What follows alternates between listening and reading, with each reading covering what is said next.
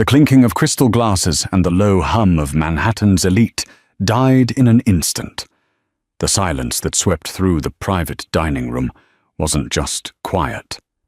It was suffocating.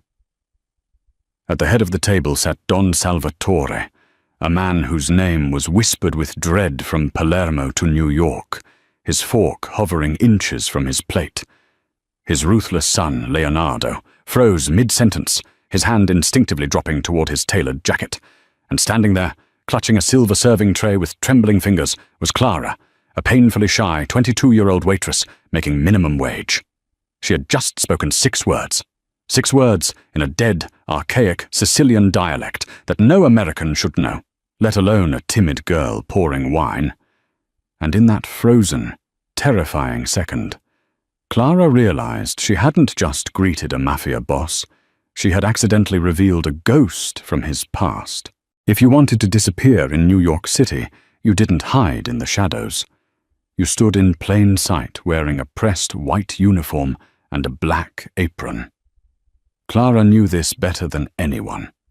At L'Eclipse, an obscenely exclusive Michelin-starred restaurant nestled in the affluent heart of Tribeca, waitstaff were trained to be phantoms. They poured $1,000 bottles of Barolo without making a sound, cleared plates like passing breezes, and absorbed the secrets of politicians, celebrities, and billionaires without ever changing their facial expressions. Clara was the best phantom they had. She was 22, with dark, observant eyes and a demeanor so timid that the aggressive kitchen staff barely noticed her. She never gossiped in the break room. She never complained about the grueling 14-hour shifts. To the rest of the staff, she was just Clara, the quiet girl from Queens who took the subway home at 3 a.m. and always covered everyone else's shifts. But Clara was hiding in plain sight. She wasn't just a girl from Queens. She was the granddaughter of Caterina Morabito, a woman who had fled the blood-soaked streets of Castellammare del Golfo in the late 1980s. Caterina hadn't just taught Clara how to make a proper ragu. She had raised her entirely in the old tongue, not standard Italian, not even modern Sicilian. Clara grew up speaking a localized ancient dialect of the Trapani province, a language heavy with honorifics, unspoken rules, and words that carried the weight of blood feuds. When her grandmother passed away, Clara locked that part of herself away. The dialect belonged to a dangerous world, a world her grandmother had crossed an ocean to escape. But L'Eclipse was about to become the epicenter of that exact world. For 3 weeks, the restaurant had been buzzing with a nervous, electric energy. Chef Gabriel, a notoriously hot-headed culinary genius, was sweating through his chef's coats. The private dining room, an opulent, soundproofed vault in the back, nicknamed the Cellar, had been booked out completely for a single Tuesday night. The reservation was under a corporate shell company, but the real names had leaked through the maitre d'. The Rossi family, specifically Leonardo Rossi.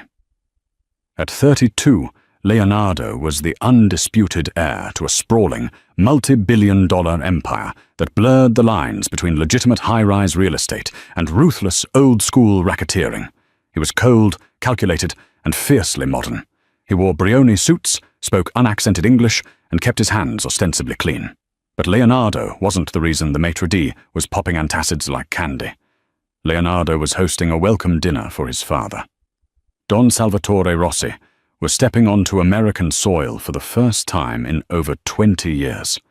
He was an old-world boss, a relic of the fierce Sicilian Mafia wars of the 90s. The FBI had thousands of pages on him, yet no one had ever pinned a single charge on the man. Rumor had it that Don Salvatore despised America. He despised the modernization of his family's business. He despised the weakness of the new generation, and most of all, he despised disrespect. If any of you look him in the eye, I will personally throw you into the Hudson, Thomas, the head waiter, hissed at the staff during the pre-shift meeting. His face was pale. You serve from the left, clear from the right, and you do not speak unless spoken to. Actually, no. Even if they speak to you, just nod. These aren't Wall Street bros. These are the wolves of Palermo. Clara stood in the back row, her hands clasped tightly behind her back, hoping she wouldn't be assigned anywhere near the cellar. She just wanted to serve her tables, collect her tips, and go home to a tiny apartment. Fate, however, has a cruel sense of humor. By 8 p.m. the atmosphere inside L'Eclipse had shifted from high-end dining to a military occupation. 4 massive, stone-faced men in tailored suits took up positions near the restaurant's entrances. They didn't eat, they just watched. The regular patrons in the main dining area seemed to sense the shift in the air, speaking in hushed tones, completely unaware that a titan of the global underworld was walking through the heavily guarded back entrance. Clara was stationed in the main dining room, refilling water glasses, when she caught her first glimpse of Leonardo Rossi. He was devastatingly handsome, with sharp aristocratic features and eyes like shattered ice. He moved with the terrifying grace of a predator who owned the jungle. But it was the man walking beside him who made the air drop 10 degrees. Don Salvatore was a man carved from old mahogany and iron. He wasn't exceptionally tall, but his presence was suffocating. He wore a traditional dark suit with a silk ascot, his silver hair slicked back, a heavy gold signet ring resting on his weathered hand. He walked with a slight limp, leaning heavily on a custom-made silver-tipped cane, a souvenir, Whisper said, from a brutal assassination attempt in 1992. As they entered the cellar, the heavy oak doors shut, sealing them inside with their inner circle of capos and advisors. The panic in the kitchen spiked immediately. Chef Gabriel was screaming out orders in rapid-fire French, plating course after course of white truffle risotto and wagyu beef. Thomas, the head waiter, was assigned exclusively to the Rossi table. He was sweating profusely, his hands visibly shaking as he carried a tray of vintage 1982 Chateau Margaux towards the private room. Clara kept her head down, polishing silverware near the service station. She was safe out here. Or so she thought. At 9:15 p.m., disaster struck. Thomas burst through the kitchen doors, his face completely devoid of color. He was hyperventilating, clutching his right wrist. "I can't go back in there," Thomas gasped, leaning against the stainless steel prep counter. "I can't do it." Chef Gabriel rounded on him, brandishing a pair of culinary tongs. "What do you mean you can't go back in there? You haven't even served the main course." "The old man, the Don," Thomas stammered, his eyes wide with genuine terror. "I went to pour the wine. My hand shook. A single drop, just one drop, hit the tablecloth near his plate. He didn't yell. He just stopped talking, looked at the drop of wine, and then looked at me. His eyes. Chef, his eyes." One of the guys at the table casually unbuttoned his jacket. "I am not going back in there. Fire me. I don't care." Chef Gabriel turned purple. The food was dying on the pass. A table of the most dangerous men on the eastern seaboard was sitting in silence, waiting for their next course, and the head waiter had just suffered a full mental collapse. Gabriel's frantic eyes scanned the kitchen, landing on the waitstaff huddled in the corner. They all physically took a step back. Except for Clara. She was backed against the wall, trapped by a stack of bus tubs. "Clara," Chef Gabriel barked. "You, get an apron. You're taking the main courses in." Clara's heart hammered against her ribs. "Chef, please, I'm just a junior. I don't care if you're the dishwasher," Gabriel roared, shoving a heavy silver tray loaded with 4 plates of steaming wagyu into her hands. "You are quiet.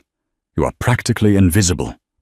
Go in there, put the food down without making a sound, and get out before they decide to buy this restaurant just to bulldoze it with us inside."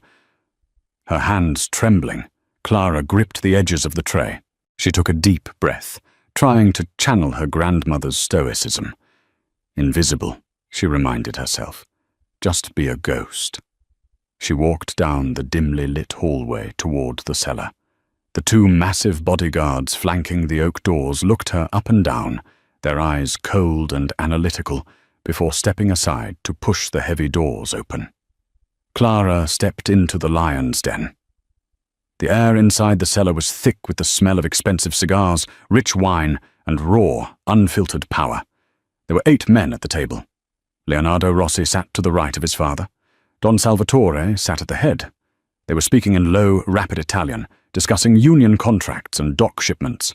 Leonardo was trying to explain the logistics of a new legitimate shipping front in Brooklyn, but Don Salvatore looked profoundly unimpressed. The old man's face was set in a deep scowl. He tapped his thick fingers against the table, a rhythmic, impatient sound. Clara approached the table like a shadow. She remembered Thomas's rule: serve from the left, clear from the right. Do not make eye contact. She moved with absolute precision. She slid the first plate in front of a heavily scarred capo, then moved to Leonardo. As she reached him, Leonardo paused his conversation, glancing up at her. He didn't see a person. He saw a uniform.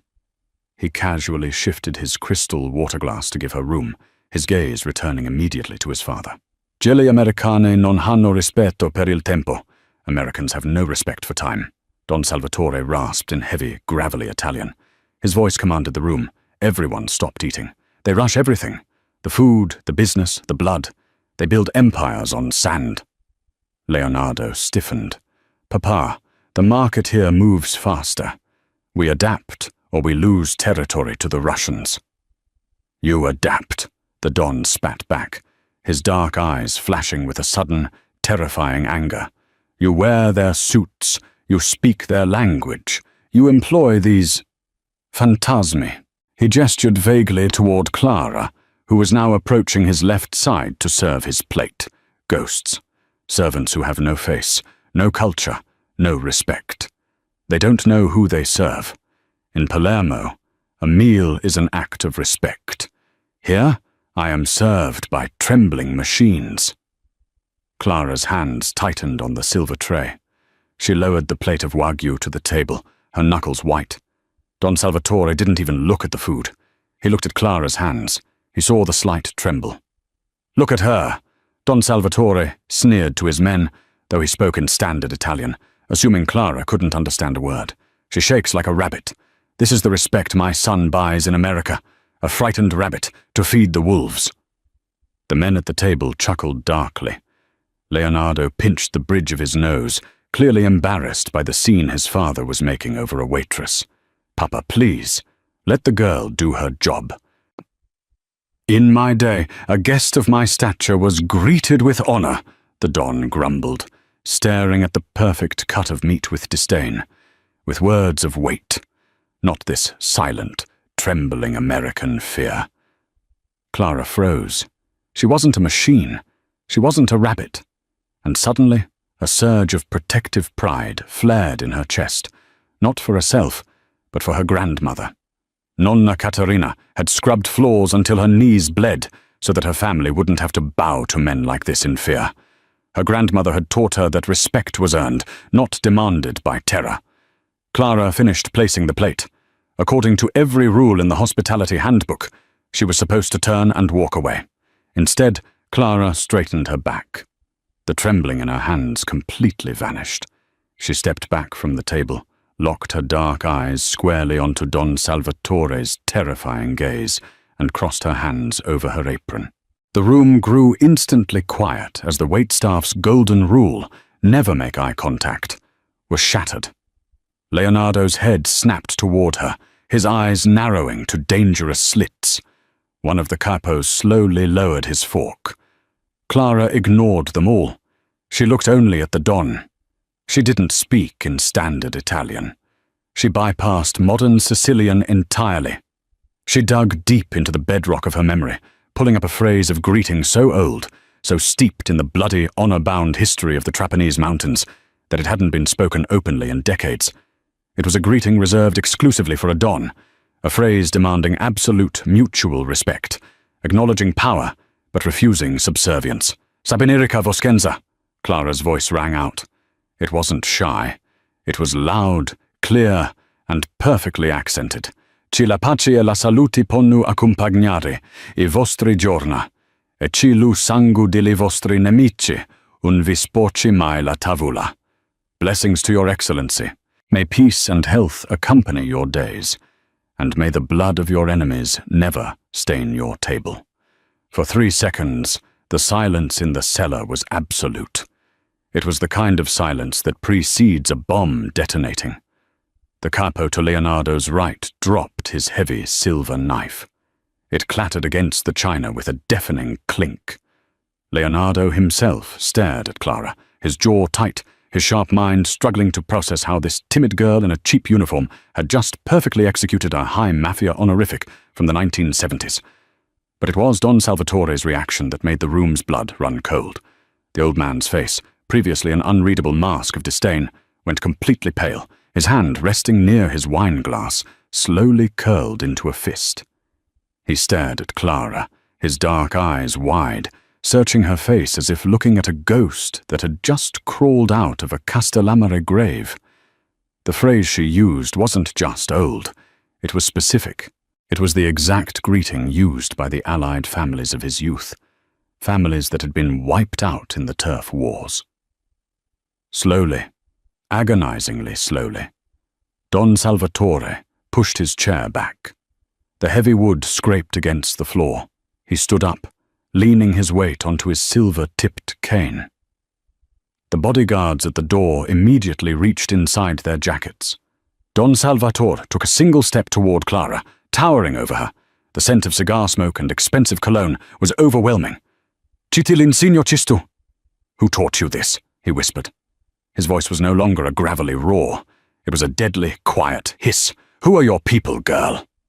The silence in the cellar stretched so taut, it felt as though the crystal chandeliers might shatter from the tension. The heavily scarred capo at the end of the table hadn't moved to pick up his dropped knife. The bodyguards flanking the oak doors remained perfectly still, their hands resting ominously inside their tailored jackets. Don Salvatore's breath was a ragged, shallow rasp. He stood inches from Clara, his silver-tipped cane trembling slightly under his weight. The scent of his spicy cedarwood cologne was overpowering, mixing with the metallic tang of fear that Clara was desperately trying to suppress. "I asked you a question, girl," Don Salvatore repeated, his voice dropping an octave. He switched back to English, though his accent was thick and jagged. "Where did you learn those words? Who taught you to speak with the tongue of ghosts?" Clara's heart pounded against her ribs like a trapped bird. Her grandmother's voice echoed in her mind. "Hide the words, Clara. The words are blood." She had broken the one cardinal rule Caterina had given her on her deathbed. Pride had overriding logic, and now, standing before the apex predator of the Sicilian underworld, she was paying the price. My grandmother, sir," Clara lied, her voice dropping back to the timid, breathless whisper of a minimum-wage waitress. She cast her eyes downward, frantically trying to rebuild the facade of the invisible servant. "She was from Sicily. She taught me a few phrases to be polite. I apologize if I offended you, Voscenza." "Voscenza, Your Excellency." She had done it again. It was a reflex, deeply ingrained from childhood scoldings whenever she failed to show proper respect to her elders. Don Salvatore's eyes narrowed into dangerous, calculating slits. He reached out with his free hand, a hand adorned with a heavy gold signet ring bearing the Rossi family crest, and violently gripped Clara's chin, forcing her to look up at him. His grip was like a vice, shocking in its strength for a man of his age. "Do not lie to me," the old Don hissed, his gaze tracing the sharp line of her jaw, the deep dark brown of her eyes, and the slight defiant arch of her brows. "A grandmother teaches a child to say grazie and prego. She does not teach a child the blood greetings of the Castellamare High Council. She does not teach a child the dialect of the Trapani Mountains, unless that child was born to carry it." Clara swallowed hard, the sharp edge of the Don's ring pressing into her jawbone. "I am just a waitress, sir. My name is Clara Russo. Please let me go." "Russo," Salvatore scoffed, releasing her chin with a look of profound disgust. He wiped his hand on his silk handkerchief, as if touching a liar physically soiled him. "A common name for a common coward. You have the eyes of a Morabito. Defiant, arrogant, and stupid. At the mention of her true family name, Clara's blood turned to ice. She physically stumbled back a step, bumping into the serving tray. The silver clattered loudly, breaking the room's spell. Before Don Salvatore could advance again, Leonardo stood up. Leonardo Rossi moved with a liquid, predatory grace that commanded the room in a completely different way than his father's brute force. He didn't yell. He didn't brandish a weapon. He simply placed his heavy linen napkin on the table and stepped between Clara and the Don. "Papa, enough," Leonardo said. His voice smooth, cold, and utterly authoritative. "You are terrifying the staff, and the Wagyu is getting cold. We have a multi-million-dollar port contract to discuss with Vincent and Albert, and we are wasting time on a waitress who watched The Godfather too many times." Leonardo turned his back to his father, a deliberate and shocking show of dominance in front of the capos, and looked down at Clara. Up close, Leonardo's eyes were even more unsettling. They were a pale, striking blue, devoid of any warmth. He looked at Clara, not with the furious recognition of his father, but with a cold, intense curiosity. He saw the way she had flinched at the name Morabito. He noted the way her breathing had hitched. Leonardo was a man who traded in leverage and secrets, and he had just found a massive one standing in his private dining room. "Get out," Leonardo told her softly, his voice meant only for her ears. "Go back to the kitchen. Do not speak to anyone. Do not leave this building until I say so. Do you understand?" Clara nodded frantically, her throat too dry to form words. She grabbed the empty silver tray, spun on her heel, and practically sprinted out of the cellar. As the heavy oak doors swung shut behind her, she heard Don Salvatore's furious voice roar, "You fool! You don't know what she is!" followed by the sharp, authoritative snap of Leonardo cutting him off. Clara collapsed against the cool, tiled wall of the service hallway, gasping for air. Her hands were shaking violently. When Chef Gabriel found her 10 minutes later, he didn't scream. He just took one look at her pale, terrified face, shoved a glass of cooking sherry into her hands, and told her to stay in the supply closet until the shift was over. But Clara knew she couldn't stay. The Morabito name was out. The wolves had caught the scent. By 1:30 a.m., L'Eclipse was dark.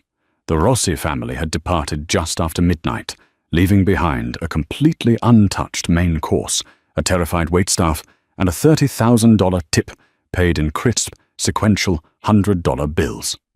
Clara had waited in the supply closet, sitting on a bucket of industrial floor cleaner, until she heard the head busboy lock the front doors.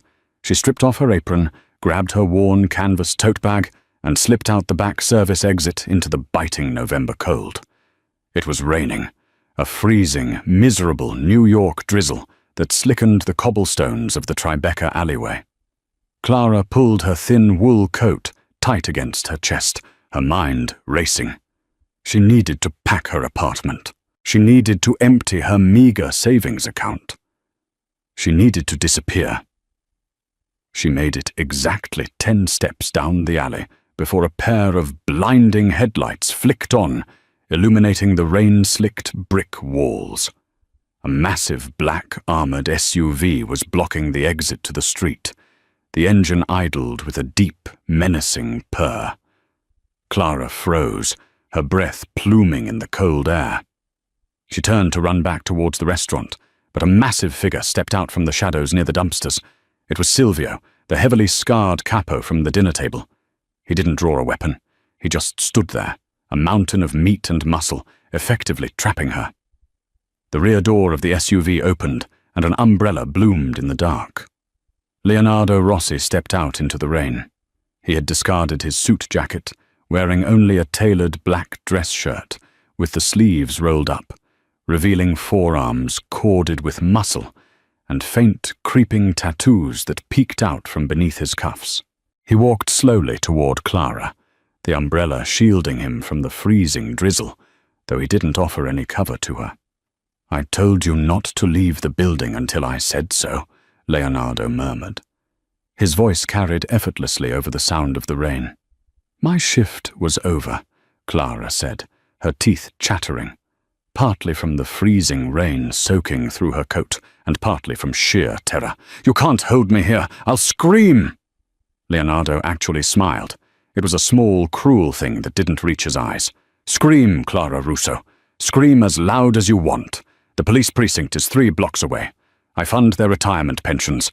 The beat cops on this street drink my liquor. Who do you think is going to come to your rescue?" He closed the distance between them, stopping mere inches away. He tilted the umbrella slightly, casting them both in shadows. "My father hasn't eaten," Leonardo said. His tone conversational, as if they were discussing the weather. "He hasn't spoken a word since you left the room. My capos are nervous. A multi-million-dollar negotiation stalled because an old man was spooked by a minimum-wage waitress." Leonardo leaned in, his face so close Clara could feel the warmth of his breath.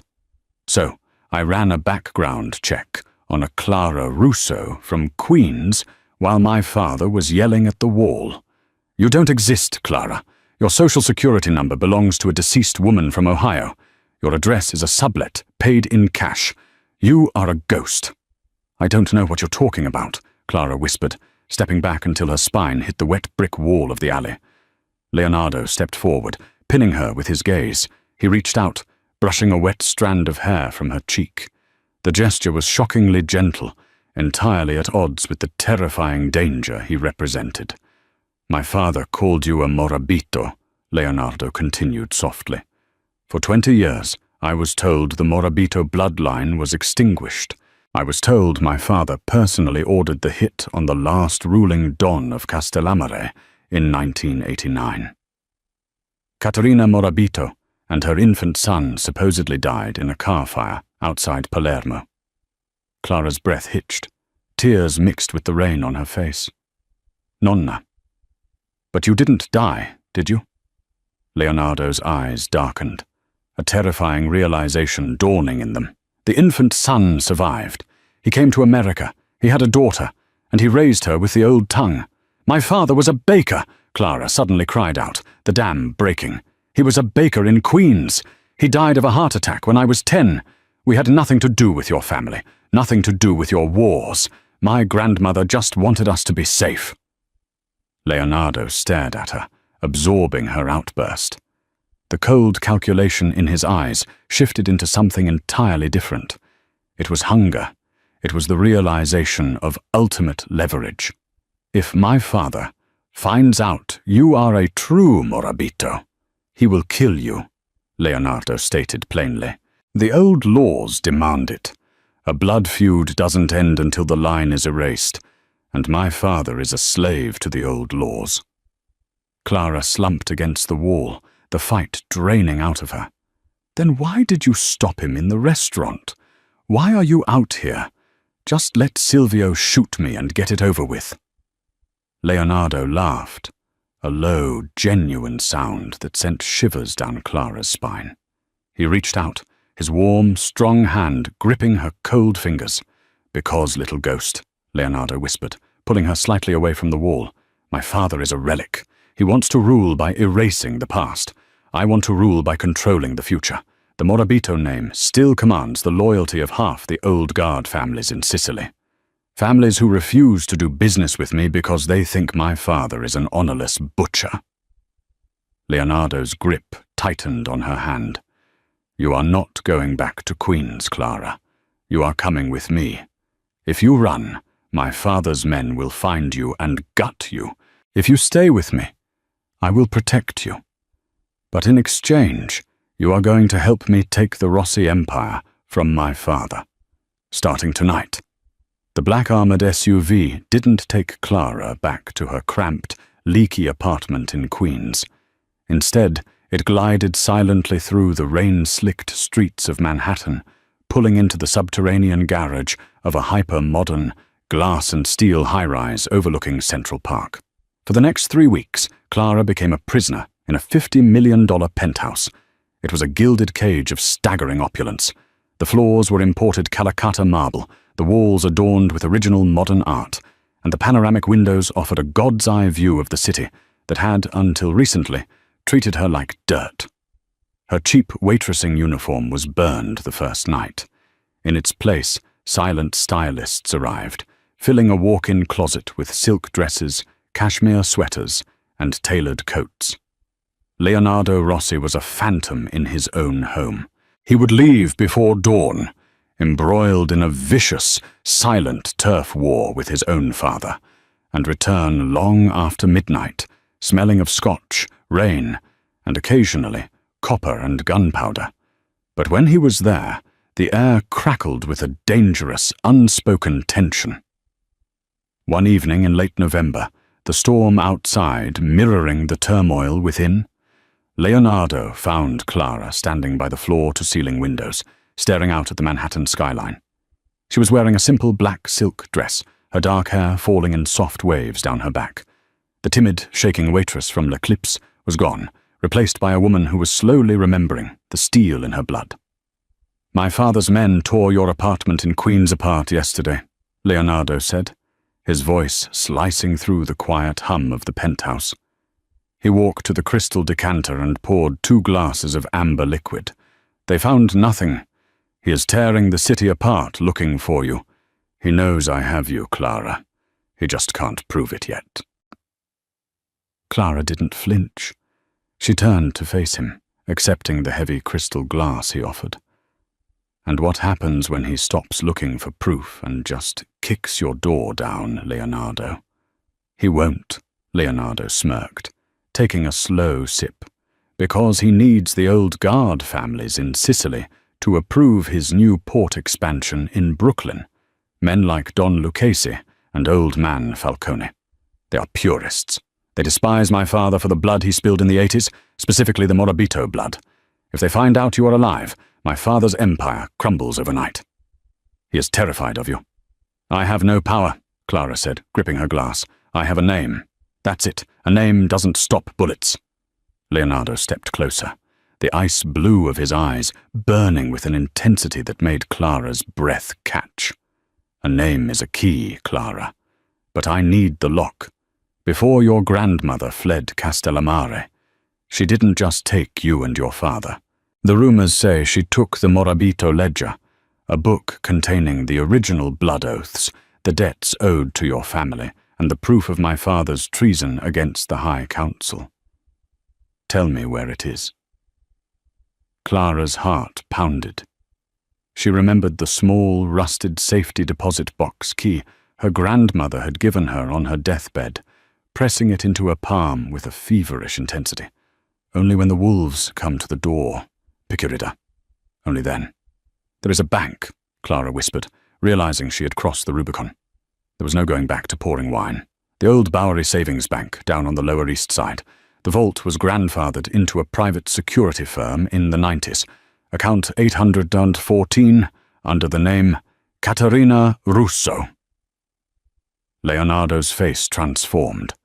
The cold, calculating air vanished, replaced by a man looking at a woman who had just handed him the world. Without thinking, he reached out, his hand sliding to the nape of her neck, his thumb tracing her jawline. The touch was electric, blurring the line between captor, protector, and something entirely more dangerous. "You are spectacular," he breathed, leaning in so close their lips almost brushed. "Tomorrow, we retrieve the ledger. And tomorrow night, we end my father's reign." The air inside the Bowery Savings Bank tasted like copper and old dust. It was an architectural relic from the 1920s, a cathedral of finance hidden in the gritty underbelly of the Lower East Side. Leonardo Rossi had the entire building cleared out by 9 a.m. No customers, no tellers, just a terrified, sweating branch manager named Arthur Sterling, who was practically vibrating with fear as he led Leonardo and Clara down the spiraling marble staircase towards the subterranean vaults. Clara walked a step behind Leonardo. She wore a sharp, tailored black trench coat over a high-necked crimson silk blouse, clothing paid for by the man who was currently holding her hand. His grip was firm, grounding her. Her heart was beating a frantic, erratic rhythm against her ribs. In her left coat pocket, her fingers traced the jagged edges of a rusted brass key her grandmother, Katerina, had given her a decade ago. "Box 814, Leonardo said, his voice echoing off the cold steel of the vault room. It wasn't a request. It was an eviction notice. Arthur Sterling nodded frantically, his hands shaking as he inserted the master key into the heavy, brushed steel door of the lockbox. "Of course, Mr. Rossi. Right away.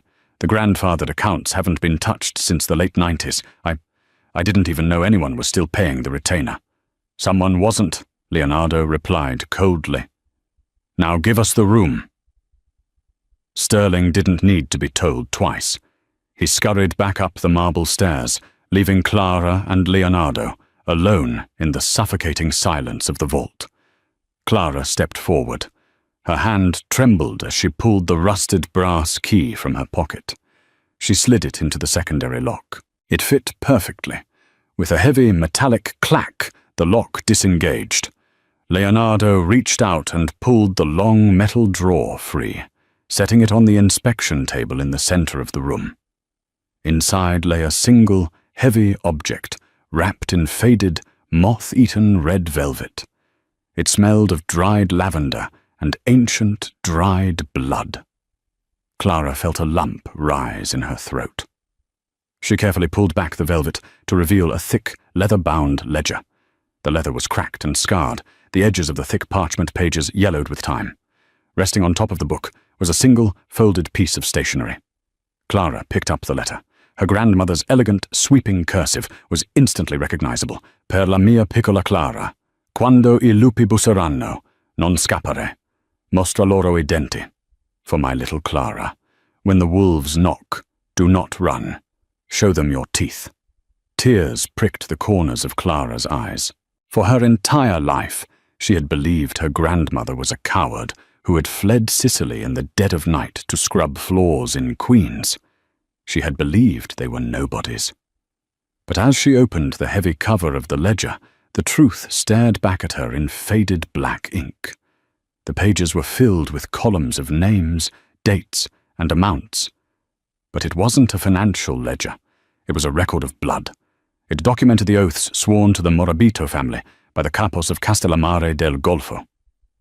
And in the center of the book, dated October 14th, 1989, was the damning evidence, a detailed log, written by the former Don of the Lucchese family, outlining exactly how much Salvatore Rossi had paid a crew of rogue hitmen to slaughter the Morabito High Council while they slept. It was absolute, irrefutable proof of Salvatore's treason against the sacred Omerta. "He didn't just kill them," Clara whispered, her voice cracking as her fingers traced the dried, brown stains on the paper. "He bought them. He paid for the slaughter with stolen union money, and he blamed it on a rival faction." Leonardo stepped up behind her. He didn't touch the book. He knew better. That book was a holy relic to the men they were about to face. Instead, he placed his hands on Clara's shoulders, his thumbs gently brushing the tense muscles at the base of her neck. "My father built a kingdom on a lie," Leonardo murmured, his breath warming her ear. "And today, the ghost of Castellammare is going to burn his kingdom to the ground. Are you ready, Clara?" Clara closed the ledger. The timid, invisible waitress from L'Eclipse had died in that vault. The woman who turned around to face Leonardo had eyes as dark and hard as obsidian. "I am ready," she said. The drive to Staten Island took exactly 45 minutes.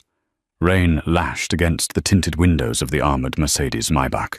The neutral ground chosen by the Sicilian council was a sprawling, fortified estate surrounded by 10-foot-high wrought iron fences and guarded by men carrying suppressed automatic weapons. As the car pulled through the gates, Leonardo took Clara's hand.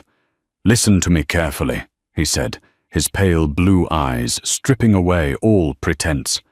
"The men inside that room are dinosaurs. They are brutal, unforgiving, and they do not care about modern laws. Don Lucchese and Don Falcone flew in from Palermo specifically for this. They think they are here to mediate a dispute between my father and me over territory.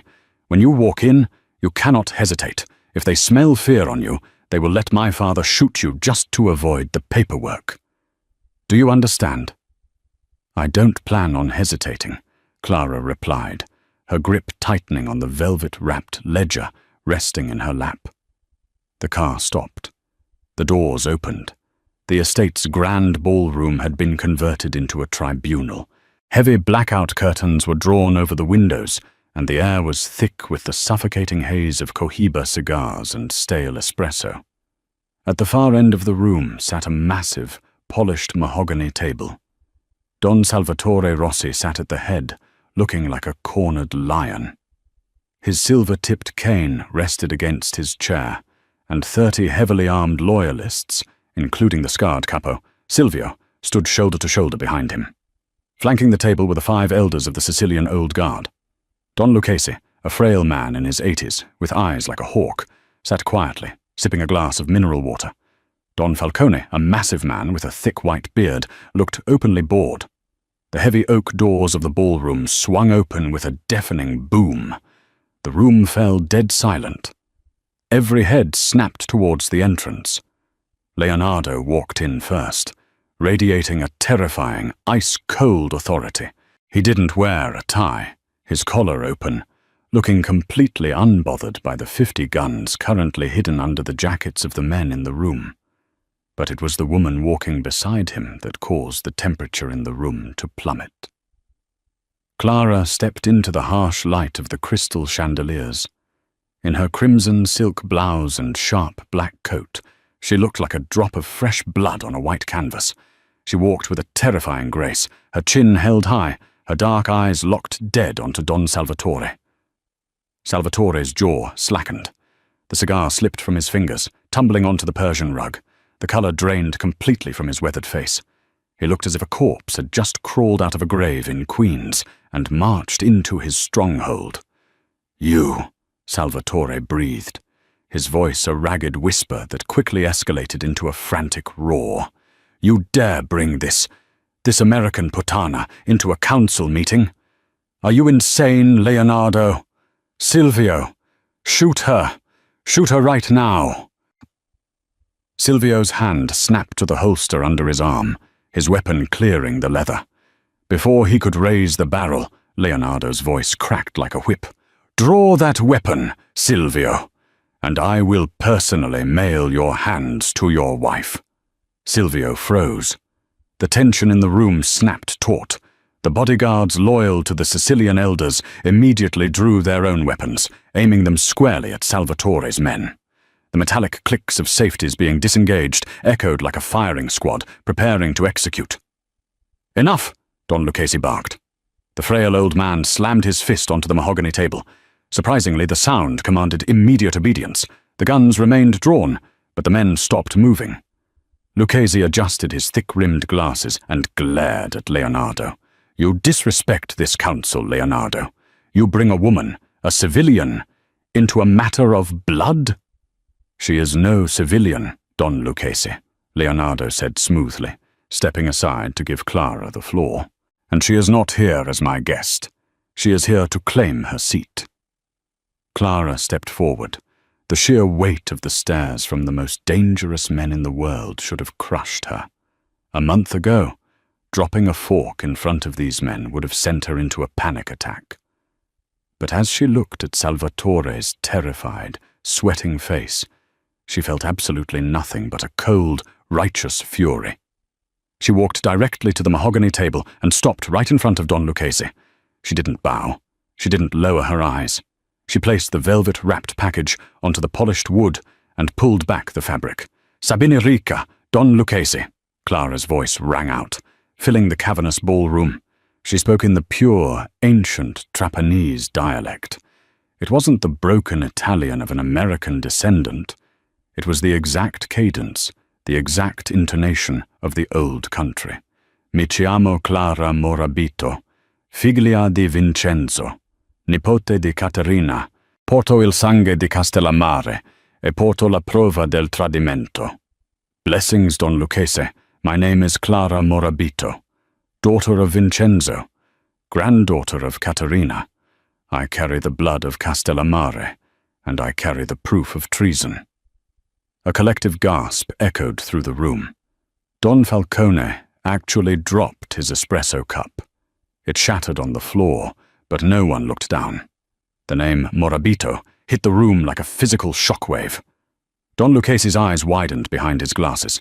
He stared at Clara's face, tracing the slope of her nose, the fierce, unyielding set of her jaw. "Caterina's line?" he whispered, his voice trembling for the first time. "Salvatore swore the line was burned to ash in the 80s? "Salvatore Rossi is a liar, a butcher, and a traitor to the Omerta," Clara stated loudly, turning her gaze to the panicked Don at the head of the table. "He broke the sacred truce of 1989. He paid the Corsican mercenaries with union money to slaughter my grandfather and his brothers.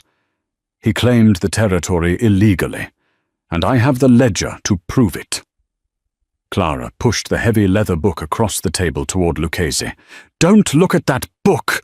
Salvatore screamed, panic fully consuming him. He tried to stand, but his bad leg gave out, and he collapsed heavily back into his chair. "It's a forgery! Leonardo made it to frame me. She's a waitress, a minimum-wage rat he picked up in a restaurant." Don Lucchese ignored him. His trembling, liver-spotted hands reached out and opened the heavy leather cover. Don Falcone leaned over his shoulder. The two elders stared at the pages. They recognized the handwriting of their deceased peers. They recognized the wax seals. They recognized the bloodstains. For 5 agonizing minutes, the only sound in the ballroom was the heavy breathing of armed men and the slow, deliberate turning of parchment pages. Finally, Don Lucchese closed the book. The heavy thud sounded like a judge's gavel. Lucchese slowly removed his glasses.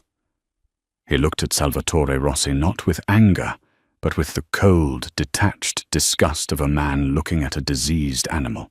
"The ink is dry, Salvatore," Lucchese said quietly. The gravelly tone of his voice carried a finality that made the air turn to ice. "The signatures are authentic. You broke the truce. You spilled the blood of the High Council for greed, and you lied to us for 25 years. Lucchese, please," Salvatore begged, his arrogant facade completely shattering. Lucchese held up a single finger, silencing him. He turned his gaze to the 30 men standing behind Salvatore. "Any man who stands behind Salvatore Rossi is an enemy of the Sicilian Council. Any man who draws a weapon in his defense will have his entire family erased. Put your guns on the floor, now." It didn't take a minute. It took 10 seconds. Silvio was the first. The scarred capo looked at Salvatore, shook his head in disgust, and placed his heavy pistol onto the carpet. One by one, the loyalists defected. The clatter of 30 guns hitting the floor was the sound of a 40-year empire collapsing into dust. Salvatore was completely alone. He looked wildly around the room, his chest heaving, his face slick with sweat. He looked at Clara, pure venom in his eyes. "You think you've won?" Salvatore hissed, gripping the edges of the table. "You're a girl playing in a world of wolves. They will tear you apart." "I am the wolf, Salvatore," Clara replied softly, stepping closer to him. She leaned down, planting her hands on the table, her face inches from his. "And you are just an old man who has run out of time." Leonardo stepped up beside Clara. He didn't gloat. He simply looked down at the man who had raised him, manipulated him, and tried to crush him. "The elders and I have reached an agreement, Papa," Leonardo said, his voice devoid of any familial warmth. "You are not going to die today. That would be too easy. There is a private jet waiting for you at Teterboro. You will be flown to a farmhouse in Corleone. There are no phones, no guards, no money. You will live out the rest of your days tending to goats, knowing that the Morabito name destroyed you." Salvatore opened his mouth to scream, to curse them both, but the fight had completely left him. He looked at the elders, but they had already turned their backs to him. He was a ghost. 2 of Lucchese's men grabbed Salvatore by the arms, dragging him out of the chair. He didn't struggle. He simply picked up his silver-tipped cane, his shoulders slumped, and walked out of the heavy oak doors, disappearing into the shadows of history. The room began to clear. The elders offered Clara respectful, deep nods as they passed, acknowledging the return of the Morabito bloodline. Lucchesi took the ledger, promising the territory would be redistributed fairly, and departed. Within 10 minutes, the grand ballroom was empty, save for Clara and Leonardo. The silence was deafening. The adrenaline that had been keeping Clara upright suddenly vanished, and her knees buckled slightly. Leonardo was there instantly. His strong arms caught her waist, pulling her flush against his chest. The smell of his cologne, bergamot and dark wood, enveloped her, grounding her. "You did it," Leonardo murmured, his voice thick with an emotion she had never heard from him before. He buried his face in her hair, his hands gripping her tightly, as if afraid she might vanish back into the shadows. "You were magnificent. You took down the king." Clara rested her head against his chest, listening to the steady, strong beat of his heart.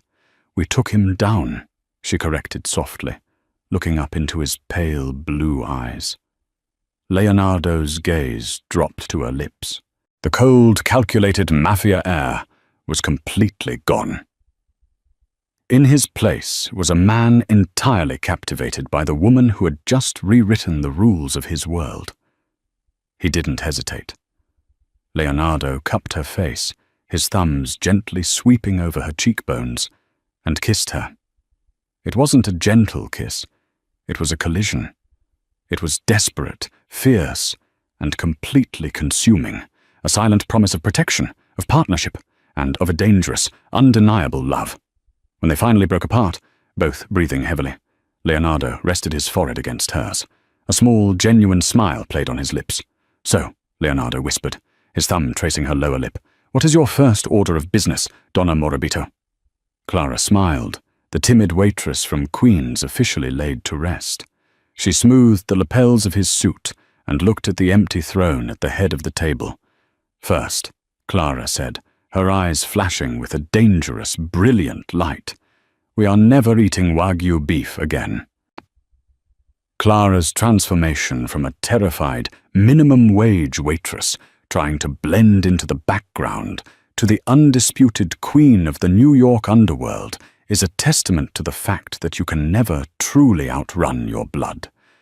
She thought her grandmother's old-world Sicilian dialect was a curse to be hidden, but in the end, those very words became her ultimate weapon. Alongside Leonardo Rossi, Clara didn't just survive the Mafia. She rewrote its rules, proving that the most dangerous person in the room is often the one pouring the wine. If you were captivated by Clara's incredible journey from the shadows of a Michelin-starred restaurant to the head of the Mafia Council, don't keep this story to yourself. Please drop a like on this video. Share it with your friends who love a dark, twisting romance. And don't forget to subscribe to the channel for more gripping, real-life drama stories every week. Smart. You could have just asked Needles. Whatever. Really go digging by yourself. My IMDb has credits that aren't me. Mine has had that before too, especially for some audio description. I was like, did I do that? And I actually might have, but I didn't think I did. I don't know. Now I can't sleep without knowing what the audio series thing was that you voiced. Great. I hope you feel bad for robbing me of my sleep today. I feel I will never recover. I think I'll never recover from the deep, deep guilt that I feel. It's gonna eat me alive, Boki. Relatable. Oh, apparently you worked on Teen Wolf? Fuck yeah. You had a great time on Teen Wolf. I remember that.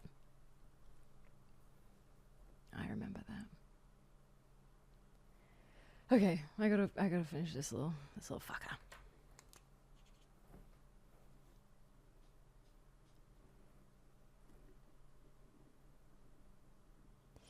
Yeah, I don't know. IMDb's kind of dumb, and like the star meter and all of that shit. There was a time where I paid attention to that, and now I'm much too tired. and burnt out on the whole industry. So I'm like, I don't care.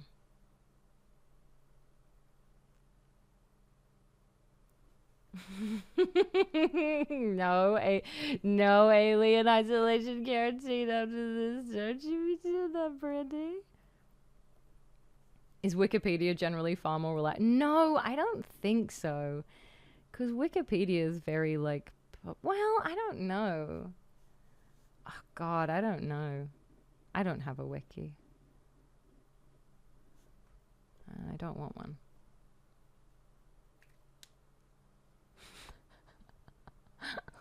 Frisson. I did say, I know I said, I did say maybe. I know. Hi, Rizabon.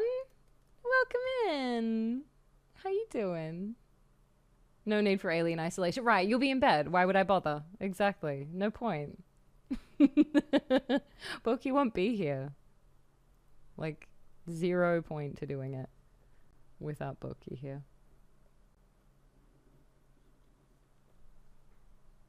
Right, exactly. Exactly. Totally.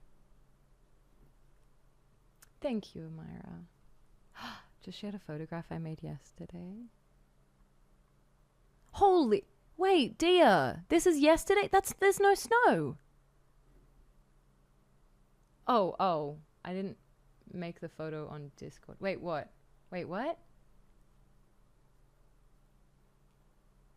No, it's not alcohol. It's acrylic. It's a paint. It's an acrylic paint marker.